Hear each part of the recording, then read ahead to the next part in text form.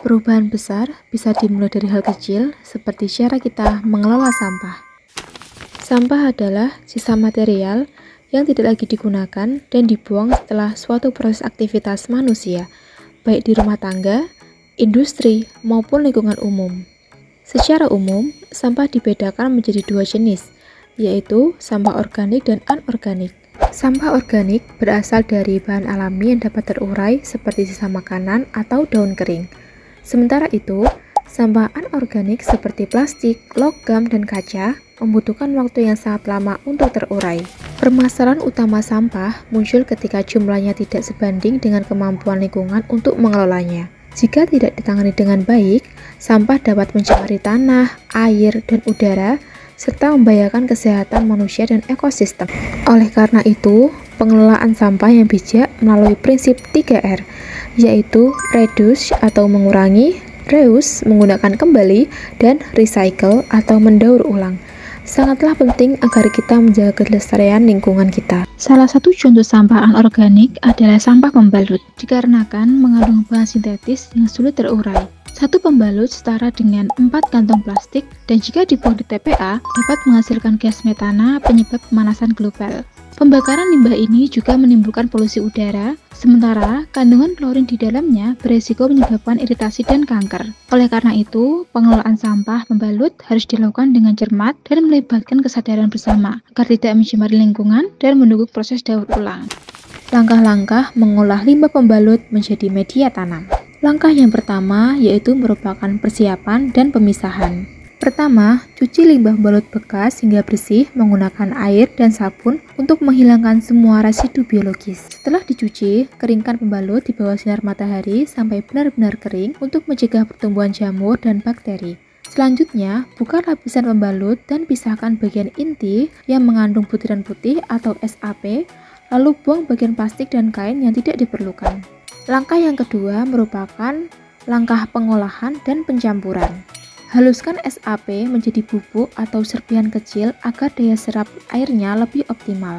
Campurkan bubuk SAP dengan media lain seperti kompos, tanah, arang sekam, atau kokopit dengan perbandingan yang disesuaikan. Misalnya, 1 bagian SAP dicampur dengan 1 atau 2 bagian media lain. Campuran ini akan menciptakan media tanam yang ideal, menjaga kelembaban, aerasi, dan menyediakan nutrisi. Langkah ketiga yaitu pemanfaatan dan perawatan. Media tanam hasil olahan ini bisa langsung digunakan untuk menanam berbagai jenis tanaman, terutama yang membutuhkan kelembapan konstan. Jangan lupa untuk pantau pertumbuhan tanaman secara rutin dan tambahkan pupuk organik bila tanaman menunjukkan tanda-tanda kekurangan nutrisi. Manfaat dari pengolah limbah pembalut menjadi media tanam memiliki beberapa manfaat, yaitu dapat mengurangi limbah pembalut yang sudah terurai, kemudian membuat media tanam yang hemat air dan meningkatkan kesuburan tanah, mengurangi penguapan air dan frekuensi penyiraman tanaman, dan membantu menjaga lingkungan dari pencemaran limbah. Sensor IoT dalam pertanian. Internet of Things atau IoT merupakan teknologi yang menghubungkan berbagai perangkat fisik seperti sensor, aktuator, dan perangkat ke internet untuk otomatisasi dan pemantauan pertanian. Sistem ini terdiri dari sensor lingkungan yang mengatur parameter seperti kelembapan, suhu, pH, TDS, dan cahaya. Microcontroller sebagai pusat pengolah data yang mengirim informasi ke server. Aktuator untuk mengendalikan alat pompa, lampu, dan katup. Cloud atau server untuk menyimpan atau memproses data. Kemudian terdapat dashboard atau aplikasi untuk memantau kondisi tanaman. Beberapa sensor yang umum digunakan adalah sensor kelembapan, sensor suhu, sensor pH, sensor TDS, sensor cahaya, dan kamera monitoring. Hasilnya, pertanian lebih efisien, hemat sumber daya, dan tanaman lebih sehat. Contoh sensor yang digunakan antara lain sensor kelembapan tanah atau soil moisture,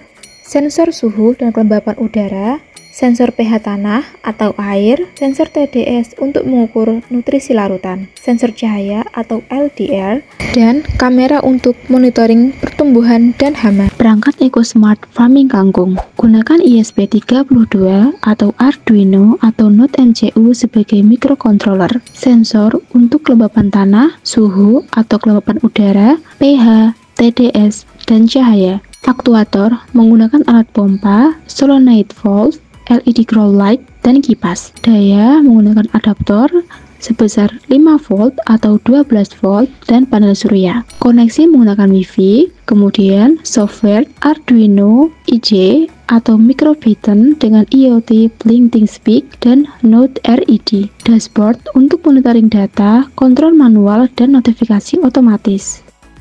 Teknis penerapan teknologi monitoring dengan menggunakan sensor IoT atau soil moisture dan DHT11 untuk mengukur kelembapan dan suhu real time. Pengendali irigasi otomatis menggunakan pompa aktif otomatis saat kelembapan rendah via relay.